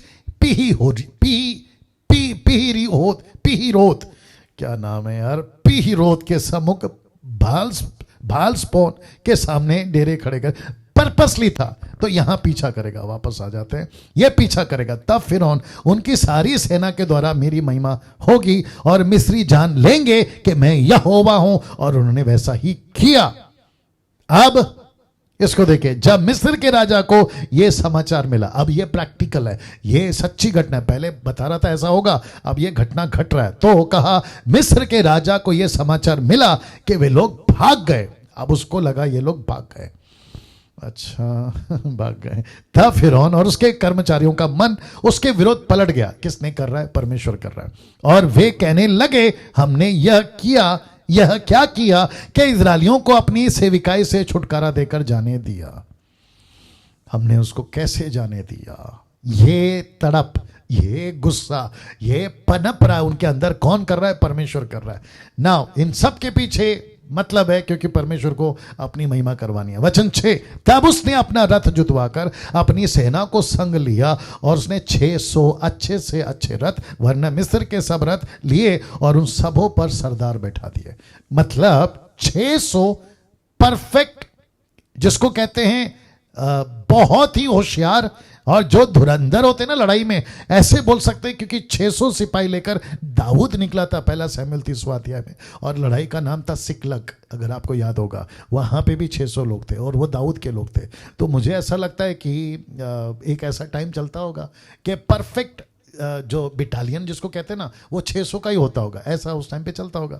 मैं इसके ऊपर श्योर नहीं हूं, ठीक है ना, फिर भी आ जाते हैं 600 अच्छे से अच्छे रथ वरना मिस्र के सब रथ लिए, अब उन सबों पर सरदार बिठा दिए। सरदार का मतलब भी समझ जाइए, परफेक्ट मतलब मजबूत वाले, है ना। वचन 8, और यहोवा ने मिस्र के राजा फिरौन के मन को कठोर कर दिया, उसने इजरायलियों का पीछा किया परंतु इजरायली तो बेक टेक निकल चले जाते थे। दूसरे शब्दों में इनको किसी प्रकार का कोई चिंता नहीं था, बढ़े जा रहे थे, चले जा रहे थे, बोला यहां जाना है बल चलो जाना है। मूसा आगे, इजरायली फॉलो कर रही है, जा रही है जा रही है जा रही है, लेकिन इनको जरा सा भी भनप या इतना सा भी सेंस में नहीं आया कि पीछे कोई आ रहा है। क्यों? मैं आपको बताता हूं, क्योंकि जितने भी डायलॉग्स चल रहे हैं ना, वो सिर्फ दो लोग के बीच में, एक है मूसा, दूसरा है परमेश्वर, एक है परमेश्वर, दूसरा है मूसा। ये 6 लाख लोग को नहीं पता कि कन्वर्सेशन क्या चल, और ये बात मुझे बताती है कि लीडर अगर कह रहा है तो सुन लिया करो, अगुआ अगर कह रहा है तो सुन लिया करो, बशर्ते वो अगुआ सही होना चाहिए, तो सुन लिया करो जी, सुन लिया करो। मैं कह रहा हूं, आपके बीच में आता हूं तो जरा सुन लिया करो, है ना, आपके फायदे के लिए कहते हैं जी। तो यहां पे बेक टेक चले जा रहे हैं, मतलब इनको किसी का टेंशन नहीं, चलो चलो चलो बच्चों के साथ में चलो चलो, ये वाला चल रहा है। लेकिन वचन 9, पर फिरौन के सब घोड़ों और रथों और सवारों समेत मिस्री सेना ने उनका पीछा करके उन्हें जो पीही हिरोत के पास बल सपोन के सामने समंदर के तीर पर डेरे डाले पड़े थे जा लिया। मतलब जो क्या कहते हैं ना, स्पॉट डेस्टिनी, जो स्पॉट था ना, परमेश्वर ने खुद रखा था, बोला यहां रुको, आ रहा है कोई पीछे से, क्योंकि मुझे अपनी महिमा करवानी है और तुमको मेरी ताकत दिखानी है। तो वहां पे रुका के रखा था और ये चले जा रहे थे बेठक बेठक बेठक बेठक, किधर गया किधर गया, बेक बेक बेक बेक बेक नहीं बेक खटके, बेखटके, हाँ बेखटके, चलो ठीक है। किसी प्रकार का कोई टेंशन नहीं, लेकिन कोई एहसास तक नहीं है कि पीछे से कोई आ रहा है। उनका पीछा करके उन्हें जो पीही हिरोत के पास बल सपोन के सामने समंदर के तीर पर डेरे डाले पड़े थे जा लिया, मतलब उनको कैच कर लिया। बोला ओके, तो 600 लोगों ने अपनी अपनी तीरें तान ली, 600 लोगों ने अपने अपने तलवार को क्या कहते हैं ना, घसना शुरू कर दिया होगा पत्थर पर, भाले तैयार कर लिए होंगे, लकड़ी या जो भी उनका वेपन था वो सब तैयार, और फिरौन को लगा कि अब खेल खत्म कर दूंगा, इनको पीस के रख दूंगा, इनका मर्डर कर दूंगा। ऐसी तैयारी के साथ में ये बंदा पहुंचा। वचन 10, जब फिरौन निकट आया, बहुत ध्यान से सुनिएगा, जब फिरौन निकट आया, यह है परमेश्वर की ताकत। देखना चाहोगे? दिखा रहा हूं, और इससे बहुत कुछ सीख सकते हैं। लिखा है कि जब फिर, और याद रखो परमेश्वर कल आज युगानुयुग एक सा है, जिसने यहां किया वो आपके साथ कर सकता है, जो यहां पे सपोर्ट ले सकता है वो आज भी सपोर्ट ले सकता है, तो बिल्कुल चिंता नहीं करना।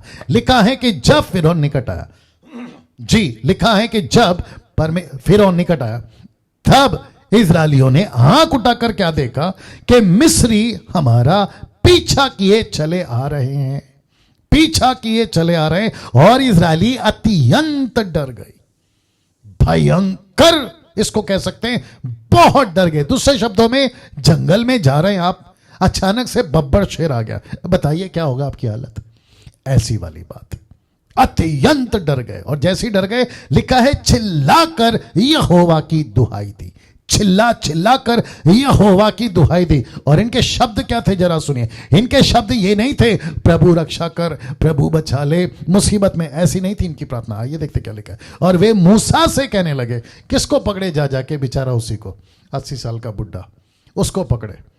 और क्या कहे देखिए, क्या मिस्र में कब्रें नहीं थी? इन्होंने कंफर्म कर दिया, खुद की मौत को डिक्लेयर कर दिया। कहते हैं क्या मिस्र में कब्रें नहीं थी जो तू हमको वहां से मरने के लिए जंगल में, अभी मरे तक नहीं है, देखो मरने की बात करे। इसलिए कहते हैं ना, जब आदमी डर जाता है ना तो ऐसी बकवास निकलती है। देखो ना, इतना डर गए कि इनकी मौत तक को खुद ही डिक्लेयर कर दिए। और मुझे ऐसा लगता है कि अगर उन दिनों में डेथ सर्टिफिकेट होता ना, खुद ही के नाम पे लिख के मर जाते। आप देखिए ना क्या कह रहे हैं, मरने के लिए जंगल में ले आया है, तूने हमसे यह क्या किया कि हमको मिस्र से निकाल ले आया। क्या हम तुझसे मिस्र में यही बात ना कहते रहे कि हमें रहने दे, कि हम मिस्रियों की सेवा करें? हमारे लिए जंगल में मरने से मिस्रियों की सेवा करनी अच्छी थी। ये थी इनकी प्रार्थना। अब मैं आपसे पूछता हूं, क्या कभी आपने ऐसा प्रार्थना किया? 10 बार, 50 बार, 100 बार। जैसी मुसीबत आई आपके दिमाग में एक आया, मुझे मालूम था प्रभु ऐसे ही होने वाला है, मेरी नौकरी छूट गई, मेरे को मालूम था आपकी वजह से, अरे न जाने क्या क्या। अब आप सोच के देखिए, क्या ऐसी प्रार्थना, ऐसा दुहाई देना क्या सही है? वापस कहता हूं, ये दुहाई क्यों दे रहे हैं? ऐसी दुहाई क्यों दे रहे हैं? ऐसी दुहाई क्यों दे रहे हैं? फिर से कहता हूं, ये दुहाई इसलिए दे रहे हैं क्योंकि ये वचन से मजबूत नहीं है। दुहाई कौन नहीं देगा पता है? ऐसी उल्टी सीधे चीजें कौन नहीं करेगा पता है?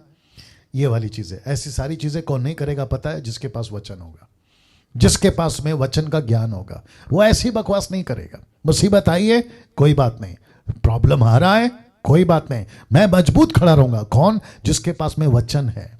मैं वही तो समझा रहा, मैं बहुत कुछ बोल सकता हूं लेकिन मुझे वक्त इजाजत नहीं दे रहा है। वचन तेरा, मूसा ने लोगों से कहा मत, मूसा ने लोगों से कहा डरो मत, खड़े खड़े वह उद्धार का काम देखो जो यहोवा आज तुम्हारे लिए करेगा, क्योंकि जिन मिस्रियों को तुम आज देखते हो उनको फिर कभी ना देखोगे। क्या लाइन है यार। अच्छा, अभी आप डिफरेंस देखिए, मतलब क्या कहते हैं ना, अलग देखिए। एक ऐसे लोग जिनके पास वचन नहीं है, एक ऐसे लोग 6 लाख लोग जिनके पास परमेश्वर का अनुभव नहीं है, जिन्होंने परमेश्वर को ठीक से चखा नहीं है, उनका स्टेटमेंट, और 6 लाख लोगों के अपोजिट में एक आदमी जिसने वचन को चखा, परमेश्वर को चखा, दर्शन है, परमेश्वर की बातों को सुनता है, वो कहता है कि तुम इनको फिर कभी नहीं देखोगे। जबकि मूसा को नहीं पता है कि यहां से आगे क्या होने वाला है। रिमेंबर दैट, क्योंकि परमेश्वर ने मूसा को नहीं बोला था कि तेरे हाथ से लकड़ी निकालेगा, समंदर पार होगा, नहीं, अभी आएगा वो। क्या बात है यार। ऐसा हम बोल सकते हैं परमेश्वर को रखकर, मेरी मुसीबत है लेकिन रास्ता निकालेगा, मेरी परेशानी है लेकिन रास्ता निकालेगा, मुझे परेशानी हो रही है कर्जे का, पैसे का, हेल्थ का, XYZ, परमेश्वर रास्ता निकालेगा। ऐसा कम से कम बोल तो दिया करो, बजाय इसके कि ऐसा क्यों हो रहा है। लगाओ उस पास्टर को नंबर, लगाओ उस प्रेयर टावर में नंबर, उसको भेजो कुछ पैसे ताकि वो प्रभु का दास प्रार्थना करेगा। ये कचरा करने से अच्छा, गंदा काम करने से अच्छा, ये बुराई करने से अच्छा, ये मूर्खता करने से अच्छा, ऐसा स्टेटमेंट दिया करो तो उनको फिर कभी ना देखेगा, उनको फिर कभी ना देखेगा। किसको? 600 लोगों को और राजा फिरौन को। अब देखो वचन 14, यहोवा आप ही तुम्हारे लिए लड़ेगा। क्या बात है। ये ऐसा होता है लीडर, ऐसा होता है व्यक्ति जो परमेश्वर को जानता है। वो कहता है यहोवा आप ही तुम्हारे लिए लड़ेगा, इसलिए तुम चुपचाप रहो। क्या शब्द है यार, तुम चुपचाप रहो, मत कहो कुछ। ये जो कुछ हो रहा है उसके कंट्रोल में, ये दुश्मन आए हैं उसके कंट्रोल में, तुम यहां खड़े हो, रास्ता नहीं दिख रहा है, समंदर है, तुम उसके कंट्रोल में, इसलिए चुपचाप रहो, कुछ मत बोलो। मैं भी कहना चाहता हूं आप लोगों से, मुझे नहीं पता कौन कौन सुन रहा है, बेकार का चिल्लाने से अच्छा, धड़पड़ धड़पड़ करने से अच्छा, कैसे एग्जांपल दूं, कैसे बताऊं, घर के अंदर है ना कुछ चीजें घूम जाती है, चाबी हो सकता है, घड़ी हो सकता है, रिंग हो सकती है, इंपॉर्टेंट चीज हो सकती है, लेकिन घर के अंदर एक बंदा ऐसा होता है जिसको अच्छे से पता है कि वो कहां पर है। तो फिर घर के अंदर तमाशा दिखता है। बाकी मेंबर पूरे धड़धड़ धड़धड़ धड़पड़ धड़पड़, वो क्या कहते हैं ना, मछली कैसे निकलती है पानी से, ये कहाँ गया, कहाँ मिलेगा, यहाँ ढूंढते वहाँ ढूंढते, लेकिन एक बंदा चुपचाप रहता है। इसलिए लिखा चुपचाप रहो। बोला क्यों? मैं जैसा चुपचाप हूँ, मूसा बोलता है, मैं जैसा चुप हूं ना वैसा चुप रहो। क्यों? बोला सब उसके कंट्रोल में है। क्या बात है दोस्तों, गजब गजब है। ओके, वचन 15, तब लिखा है यहोवा ने मूसा से कहा, अब आ गए परमेश्वर, मूसा से कहा। अब ये कहता है तू क्यों मेरी दुहाई दे रहा है? इसको क्या बोलना चाहूंगा मालूम है? इसको कहना चाहूंगा, परमेश्वर बोलता है टीचिंग देना बंद कर रहे भाई, ज्यादा समझाना बंद कर, क्योंकि ये इनको कह रहा है ना चुपचाप रहो, तो परमेश्वर बोल रहा है ए भाई तू क्या कर रहा है? इनको बता बता के तू थक गया है, मैं थक गया हूं, इनको काउंसलिंग करने से अच्छा है एक काम कर, अभी तू कुछ कर, तू क्यों मेरी दुहाई दे रहा है? मतलब अभी तू क्यों इनसे बात कर रहा है? अभी एक्शन का टाइम है। बोला वो क्या? क्योंकि मूसा को नहीं पता ना अभी क्या होने वाला। जरा देखिएगा, इजरायलियों को आज्ञा दे कि यहां से कूच करे। अगर मैं मूसा होता, मैं राइट देखता, लेफ्ट देखता, आगे देखता, पीछे देखता, और फिर उल्टा परमेश्वर को पूछता, प्रभु इधर जाओ तो जंगल, इधर जाओ तो जंगल, पीछे जाओ तो मिस्र की सेना, आगे तो जा ही नहीं सकते। परमेश्वर बोलता है बेटा बस वहीं पे जाना है। क्या बात है, वहीं तो जाना है। बोला क्यों? बोला यहां जाएगा जंगल तेरा रास्ता है, यहां जाएगा जंगल तेरा रास्ता है, पीछे नहीं जा सकता उसका रास्ता है, लेकिन आगे जो नहीं है ना रास्ता, वो मेरा रास्ता है। क्या बात है, तुझे यहीं से जाना है। मूसा परेशान हो गया होगा, अगर मैं वहां होता शूट कर लेता उसको कैमरा में, और मैं आप लोगों को अगर दिखा सकता ना उसका बॉडी लैंग्वेज। बोला प्रभु आर यू श्योर, मतलब सच में आपको यहां से जाने बोल रहे? बोला यस। इसलिए तो लिखा ना तू क्यों मेरी दुआई दे रहा है? यहां पड़ा पड़ा, बैठा बैठा, खड़ा खड़ा, उनको काउंसलिंग कर रहा है कि चुप रहो, उनको काउंसलिंग कर रहा है कि चुप रहो, लेकिन मैं तुझे कह रहा हूं कि कुछ कर। बोला वो क्या? इनको लेकर निकल अंदर। बोला प्रभु आगे लाल समंदर है, पानी है, हम लोग कभी नहीं गए, और ये 6 लाख है, और बच्चे हैं, जानवर हैं, भेड़ है, बकरी है, गाय है, सब कुछ है, कैसे लेके जाएं? बाप रे। अभी देखो वचन 16, और तू अपनी लाठी उठाकर अपना हाथ समंदर के ऊपर बढ़ा, ऐसे बढ़ा दे बस। वाह, मूसा को तब बत्ती जली। बोला ये लाठी का कमाल तो मैं देख चुका हूं। ये वही लाठी है जब नीचे फेंका तो सांप बन गए, ये वही लाठी है पानी में फेंका तो लहू बन गया, ये वही लाठी है जो कम से कम 9 विपत्ति, क्योंकि 10वां तो बच्चा मरा, ऐसी विपत्ति डाल चुका हूं। इसको तुरंत पता चला कि ये वो परमेश्वर है, ये वो लाठी है जिसको परमेश्वर ने कहा ये मेरी लाठी है। याद हो गया होगा आपको। इसकी बत्ती जली। बोला हो, और वह 2 भाग हो जाएगा, जैसे ही तू अपना हाथ बढ़ाएगा वो 2 भाग हो जाएगा। तब इजरायली समंदर के बीच होकर स्थल ही स्थल पार चले जाएंगे। मैं मूसा तुझे कहता हूं जल्दी से हाथ बढ़ा, लाठी चला, और सुन मैं आप मिस्रियों के मन को कठोर करता हूं, उनका पीछा करके समंदर में घुस पड़ेंगे, वो घुस पड़ेंगे, जैसे ही तुम रास्ता बनाओगे वो घुस पड़ेंगे। तब फिरौन उसकी सेना रथों सवारों द्वारा मेरी महिमा होगी, तब मिस्री जान लेंगे कि मैं यहोवा हूं। और जब फिरौन उसके रथों और सवारों के द्वारा मेरी महिमा होगी, तब मिस्री जान लेंगे कि मैं यहोवा हूं। वचन 19 लिखा है कि तब परमेश्वर का दूत, ये परमेश्वर का दूत कौन है मैं बता चुका हूं। लिखा है कि तब परमेश्वर का दूत जो मिस्री सेना के आगे आगे चला करता था, जाकर उनके पीछे हो गया। मैं फोटो दिखाऊंगा। जाकर उनके पीछे हो गया, और बादल का खंबा उनके आगे से हटकर उनके पीछे जा ठहरा। आप देख सकते हैं कि बादल का खंबा पीछे है, ये सब चल चल कर आगे जा रहे हैं, और इस प्रकार वह मिस्रियों की सेना और इजरायलियों की सेना के बीच में आ गया। और बादल और अंधकार तो हुआ, मतलब जब बादल भी आए अंधकार तो हुआ, तो भी उससे रात को उन्हें प्रकाश मिलता रहा।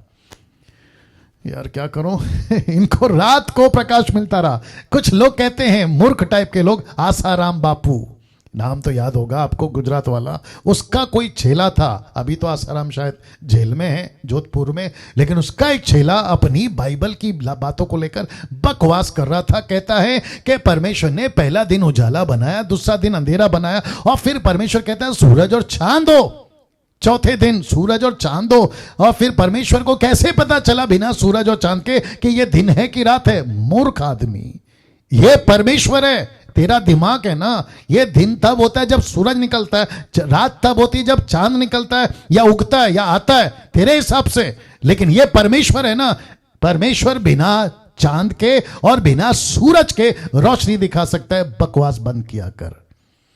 हाँ, ऐसे वालों को मैं कहना चाहता हूं, बकवास बंद किया कर, क्योंकि तुम लोगों ने बहुत भौंक लिया, बहुत भौंक लिया। मसीह मंथन आ रहा है। ओके, वापस आता हूं। बादल और अंधकार तो हुआ, तो भी उससे रात को उन्हें प्रकाश मिलता रहा और वे रात भर एक दूसरे के पास ना आ पाए। कौन?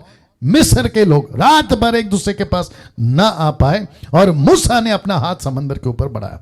अब हो रहा है एक्शन, एक ऐसी घटना जो सृष्टि में कभी नहीं हुई और ना कभी उसके पहले हुआ था और ना आगे अभी होगा।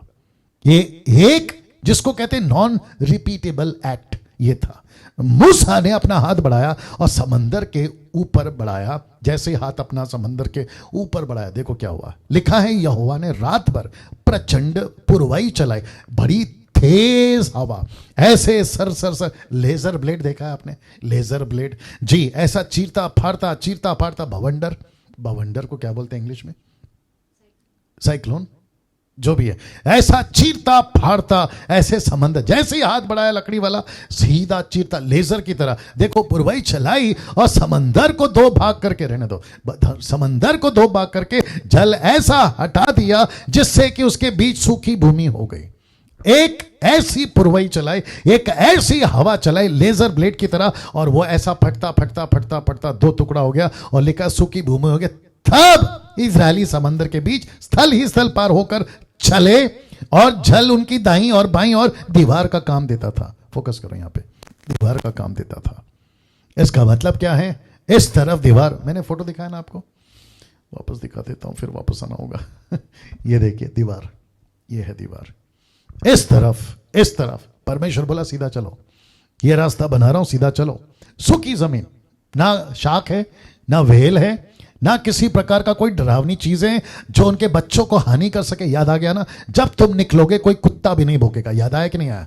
जी, ये है वो परमेश्वर। तो इनको लेकर चला और वापस आ जाते हैं वहां पर।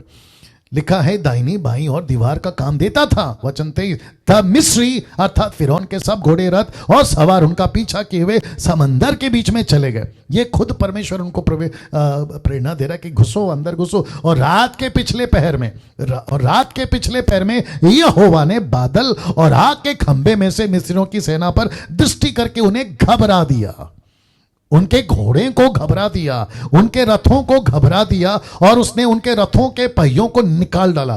क्या गजब का परमेश्वर है। बोला इनके पहिए निकाल दो, जिससे उनका चलना कठिन हो गया। तब मिस्री आपस में कहने लगे, ये राजा नहीं बोल रहा है, ये मिस्री बोल रहे हैं आपस में। वो 600 लोग बोल रहे हैं, आओ हम इजरायलियों के सामने से भागें, क्योंकि यहोवा उनकी ओर से मिस्रियों के विरुद्ध युद्ध कर रहा है। क्या कहा था मूसा ने? ये लड़ाई परमेश्वर लड़ेगा, तुमको नहीं लड़ना, चुप रहो। मैं भी कह रहा हूं, चुप रहो जब मुसीबत आती है, क्योंकि यहां परमेश्वर लड़ रहा है। और किसको पता चलेगा? पता है, अविश्वासियों को पता चलेगा, दुश्मन को पता चलेगा, शैतान को पता चलेगा कि डैनियल को हाथ नहीं लगा सकते, मसीह मंथन को हाथ नहीं लगा सकते। जितने अभी देख रहे हैं 640 लोग, 740 माफ करें, उनको नहीं हाथ लगा सकते। 1,45,000 उनको हाथ नहीं लगा सकते जो मेरे सब्सक्राइबर्स है। और वो सभी 10% जो सच्चाई पे चलते हैं उनको हाथ नहीं लगा सकते। क्या बात है दोस्तों। वचन 26, फिर यहोवा ने मूसा से कहा, अपना हाथ समंदर के ऊपर बढ़ा कि जल मिस्रियों और उनके रथों और सवारों पर फिर बहने लगे। उल्टा हो गया, अभी रिवर्स हो गया। तब मूसा ने अपना हाथ समंदर के ऊपर बढ़ाया। भोर होते होते क्या हुआ कि समंदर फिर ज्यों का त्यों अपने बल पर आ गया और मिस्री पलटने लगे, परंतु यहोवा ने उनको समंदर के बीच में झटक दिया और जल के पलटने से जितने रथ और सवार इजरायलियों के पीछे समंदर में आए थे, वो सब वरन में फिरौन की सारी सेना उनमें डूब गई और उनमें से एक भी ना बचा। यही तो कहा था ना, इनमें से तुम एक को भी नहीं देखोगे जिसको आज देखते हो। बोले थे कि नहीं बोले थे? और यही परमेश्वर ने किया। वचन 29, परंतु इजरायली समंदर के बीच स्थल ही स्थल पार होकर चले गए और जल उनकी दाहिनी और बाईं दोनों और दीवार का काम देता था। और यहोवा ने उस दिन इजरायलियों को मिस्र के वश से इस प्रकार छुड़ाया, और इजरायलियों ने मिस्रियों को समंदर के तट पर मरे पड़े हुए देखा। और यहोवा ने मिस्रियों पर जो अपना पराक्रम दिखलाया था उसको देखकर इजरायलियों ने यहोवा का भय माना। अब इसको देखो, और यहोवा की और उसके दास मूसा की प्रतीति की। और अब यहां से कल, वाह दोस्तों कैसा लगा आज का? और मैं समझता हूं कि आपका जो स्पिरिट है ना अभी अंदर, आपकी जो रूह है ना वो गदगद हो गई होगी। बोला वाह क्या परमेश्वर है, यही वो परमेश्वर है, याद रखो, जिसने कल आज युगानुयुग मैं एक सा हूं ना। दोस्तों कल का जो स्टडी है मैं अभी से बता रहा हूं, बहुत बहुत ज्यादा मजेदार होने वाला। जैसे आज का था तगड़ा और भी होगा। वापस कहता हूं कि बड़ी तादाद में कल ठीक 8 बजे जुड़िएगा। साथ ही साथ रिपीट करता हूं, मसीह मंथन का ऐप आ चुका है, उसको डाउनलोड कर लीजिएगा। Faith book, not Facebook, faith book, FAITH, faith book आ चुका है, उसको भी डाउनलोड कर लीजिएगा। और वेबसाइट मसीह मंथन की ओपन हो चुकी है, उसको जाके विजिट करिए। और मैं चाहता हूं कि आप लोग अपनी अपनी टेस्टिमनी, अपनी अपनी रजिस्ट्री उस पर करा सकते हैं। और मसीह मंथन के साथ में जितनी तादाद में, लाखों की तादाद में जुड़िए, ऐसा मैं आपसे कह रहा हूं। चलिए दोस्तों, कल फिर मुलाकात होगी ठीक 8 बजे। अपना ख्याल रखिएगा। जय मसीह।